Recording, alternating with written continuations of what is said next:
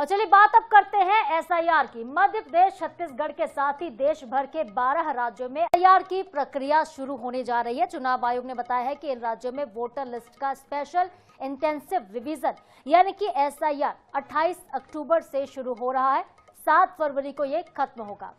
इस प्रक्रिया में नए वोटर के नाम जोड़े जाएंगे, त्रुटियों को सुधारा जाएगा और इसके अलावा बूथ लेवल ऑफिसर हर एक मतदाता के घर पर 3 बार तक जाएंगे ताकि कोई भी योग्य नागरिक छूट न जाए। मामले में सियासत तेज हो गई है। विपक्ष ने भारतीय जनता पार्टी पर चुनाव आयोग पर वोटर्स के अधिकार छीनने का आरोप लगा दिया है। कांग्रेस के नेताओं का कहना यह है कि बीजेपी लोकतंत्र को कमजोर करने का प्रयास कर रही है, जबकि छत्तीसगढ़ के उप मुख्यमंत्री अरुण साव ने इसको स्वागत योग्य कदम बताया है। एसआईआर क्या होता है इस पर भी देखिए एक बार नजर डालते हैं ग्राफिक्स के माध्यम से। तो क्या है एसआईआर, आपको ये हम बताते हैं। किस तरह से एसआईआर होगा ये भी आपको हम बताते हैं। तो देखिए, ऐसे लोग जिनकी मौत हो चुकी है या फिर जो शिफ्ट हो चुके हैं उनके नाम इसमें अब हटाए जाएंगे। एसआईआर के माध्यम से कुल मिलाकर वोटर लिस्ट आपकी अपडेट होगी। वोटर लिस्ट में नाम पते में हुई गलतियों को ठीक किया जा सकता है एसआईआर के माध्यम से। अगर पता किसी ने बदलवा लिया तो वो बदला जाएगा। बीएलओ जो होंगे वो घर घर जाकर खुद फॉर्म भरवाते हैं और ऐसे में जो त्रुटियां होती है उनमें सुधार की गुंजाइश बढ़ जाती है। मकसद क्या है? कोई भी योग्य वोटर लिस्ट में ना छूट जाए और कोई भी अयोग्य मतदाता वोटर लिस्ट में रह ना जाए। चुनाव आयोग की एक महत्वपूर्ण प्रक्रिया, एक बहुत महत्वपूर्ण ये प्रोसेस है जिसको करना बेहद आवश्यक माना जाता है और एसआईआर के माध्यम से ही कहा जा रहा है कि वोटर लिस्ट को अपडेट किया जाएगा। और 12 राज्य कौन कौन से जहां पर एसआईआर की जानी वो भी आपको ग्राफिक्स के जरिए हम बताते हैं। अंडमान निकोबार, देखिए मैप आपको पूरा दिखा रहे हैं कहां पर एसआईआर होना है। अंडमान निकोबार, छत्तीसगढ़ सबसे महत्वपूर्ण राज्य हमारे लिए क्योंकि छत्तीसगढ़ में भी एसआईआर होना है। मध्य प्रदेश में भी एसआईआर होना है, लेकिन गोवा भी महत्वपूर्ण होगा। गोवा में इस वक्त देखिए चुनाव नहीं होने हैं, तो ऐसे में गोवा जैसे राज्य में भी एसआईआर किया जाएगा, वोटर लिस्ट को अपडेट किया जाएगा। उसके बाद बात करते हैं गुजरात की, तो गुजरात में भी फिलहाल चुनाव नजदीक नहीं है और ऐसे में गुजरात में भी एसआईआर होगा। केरल में एसआईआर होगा। 12 राज्यों में केरल को भी शामिल किया गया जहां पर एसआईआर किया जाना है, वोटर लिस्ट को अपडेट किया जाना है। लक्षद्वीप को इसमें रखा गया है 12 राज्यों की लिस्ट में क्योंकि यहां पर भी फिलहाल में चुनाव नहीं होने हैं। मध्य प्रदेश की बात करते 2028 में एमपी में चुनाव होगा विधानसभा का, ऐसे में काफी वक्त है। वोटर लिस्ट को अपडेट इस वक्त किया जाएगा। तो पहले बिहार, अब पूरे देश भर में एसआईआर होगा। 28 अक्टूबर से लेकर 7 फरवरी तक एसआईआर होगा। 28 अक्टूबर से लेकर 3 नवंबर 2025 को ड्राफ्ट मतदाता सूची जो है वो जारी की जाएगी। पूरे देश में एसआईआर।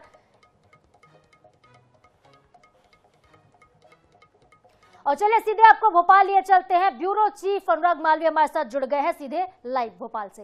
अनुराग, एसआईआर होना है मध्य प्रदेश में भी, क्या तैयारियां की जा रही हैं? क्योंकि एमपी वो राज्य है जहां पे फिलहाल में चुनाव नहीं होना है, तो वोटर लिस्ट को लेकर लोगों की क्या कुछ राय निकल कर आ रही है और जो प्रतिक्रियाएं आ रही राजनेताओं की वो क्या कहती हैं? बिल्कुल, देखिए मध्य प्रदेश में एसआईआर की शुरुआत आज से होनी है और निश्चित रूप से मध्य प्रदेश में इसको लेकर सियासत भी उतनी गरमाई हुई है। लेकिन थोड़ा सा इस बार का अंतर आप देखेंगे तो जिस तरह का विरोध विपक्ष ने बिहार में किया उस तरह का विरोध मध्य प्रदेश में कांग्रेस करती नजर नहीं आ रही।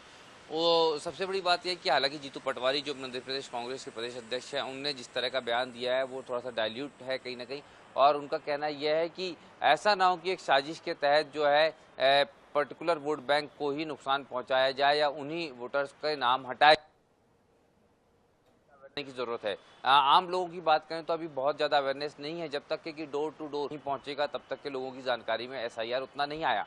लेकिन दूसरी तरफ अगर हम देखते हैं तो कहीं ना कहीं विपक्ष संभलते हुए इसमें नजर आ रहा है। जहां सत्ता पक्ष ने इसका सीधे खुल के समर्थन किया है, विपक्ष ने अपने जो वोटर्स हैं या अपने लोग हैं, अपने कार्यकर्ताओं को जगाया है और बताया है कि किसी भी तरीके से उनके लोगों के नाम ना कटे, इसलिए एसआईआर की प्रोसेस को फॉलो करने के टिप्स जो है व्हाट्सएप पे वायरल करती कांग्रेस नजर आ रही है। तो निश्चित रूप से कहीं ना कहीं इससे एक ऐसा तो नहीं कहेगा कि कोई राजनीतिक भूचाल मध्य प्रदेश में बिहार की तर्ज पर दिख रहा है, लेकिन जैसे जैसे ये प्रक्रिया आगे बढ़ेगी वैसे वैसे सियासत आज से शुरुआत होनी है। तो फिलहाल उतनी सरगर्मी नहीं है प्रदेश कांग्रेस अध्यक्ष के बयान को देखा जाए तो उसके अलावा। जी बिल्कुल, तो उतनी सरगर्मियां नहीं है लेकिन तैयारियां हो रही थी और आज से शुरुआत हो रही है एसआईआर की। देखते हैं कि आगे जाकर इस पर कितनी सियासत होती है और कितनी त्रुटियां निकलकर सामने आती हैं जो कि सुधारी जाती है। अनुराग, बहुत शुक्रिया आपका फिलहाल तमाम जानकारी के लिए, तमाम अपडेट्स के लिए भी।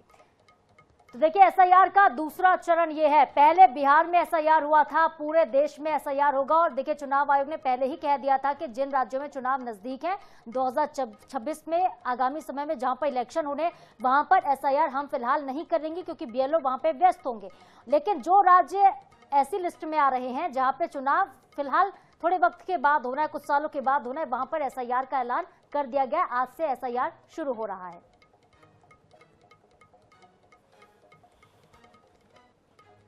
और चलिए भोपाल के बाद आपको लिए चलते हैं छत्तीसगढ़ की राजधानी रायपुर। छत्तीसगढ़ में क्या कुछ तैयारियां एसआईआर को लेकर हैं, हमारे साथ विशेष संवाददाता गौरव शर्मा जुड़ गए हैं। गौरव, रायपुर में क्या तैयारियां की जा रही हैं? बीएलओ आज से घर घर पहुंचेंगे और मतदाता सूची को फिर से ठीक किए जाने की कवायद हो रही है। कितनी सियासत इसमें छत्तीसगढ़ में हो रही है?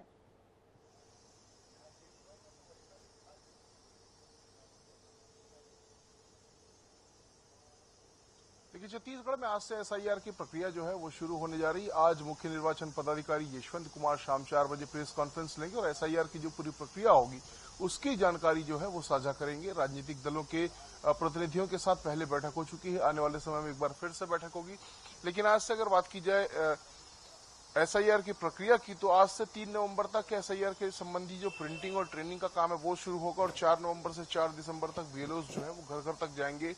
निवेशन फॉर्म लेकर घर घर तक जाएंगे बीएलओज, जिसमें विभिन्न जानकारियां जो है वो आम लोगों से, मतदाताओं से मांगी जाएगी और मतदाताओं से ही कलेक्ट करेंगे निवेशन फॉर्म। उसके बाद में फिर जो प्रक्रिया होगी वो 9 दिसंबर से लेकर 8 जनवरी तक जो दावा आपत्ति की प्रक्रिया होगी वो होगी और 7 जनवरी को मतदाता सूची का प्रकाशन कर दिया जाएगा।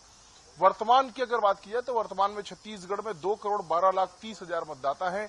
छत्तीसगढ़ में 24,371 मतदान केंद्र है। इन्हीं आंकड़ों के साथ एसआईआर की प्रक्रिया शुरू होगी।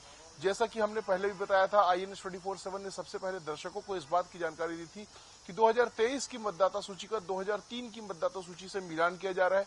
2003 की मतदाता सूची में फोटो नहीं थे, 2023 की मतदाता सूची में फोटो भी है, फोटो युक्त मतदाता सूची। तो इसका मिलान जो है वो लगातार पिछले दिनों से ही शुरू कर दिया गया था। लेकिन अब इन्हीं मतदाता सूचियों को लेकर बीएलओज जो है वो घर घर तक जाएंगे, निवेशन फॉर्म को लेकर जाएंगे और जो दावापत्ती की प्रक्रिया होगी, जिन्हें अपने पता बदलवाना होगा, जिन्हें करेक्शन करवाना होगा, उनके तो करेक्शन किए ही जाएंगे। लेकिन साथ ही साथ कोई ऐसे मतदाता जो भारत के निवासी नहीं है, जो छत्तीसगढ़ के निवासी नहीं, उनका नाम तो नहीं, इस बात को देखा जाएगा। जिन मतदाताओं के नाम जोड़े जाने, उन मतदाताओं के नाम जोड़े जा सकेंगे। तो कई जो प्रक्रियाएं हैं वो की जाएगी। ये तो हुई भारत निर्वाचन आयोग की बात। लेकिन इसे लेकर सियासत भी जो है वो देखने मिल रही है। एक तरफ भारतीय जनता पार्टी और सरकार जहां इस फैसले का स्वागत कर रही है, उप मुख्यमंत्री अरुण साव ने इस फैसले को स्वागत योग्य बताया, वहीं दूसरी ओर कांग्रेस का साफ तौर पर कहना है, पीसीसी चीफ दीपक बैज कहते नजर आ रहे हैं कि भारत निर्वाचन आयोग एक ऐसा प्लेटफॉर्म तैयार करने की कोशिश में जुटा हुआ है जो भारतीय जनता पार्टी के अनुकूल हो।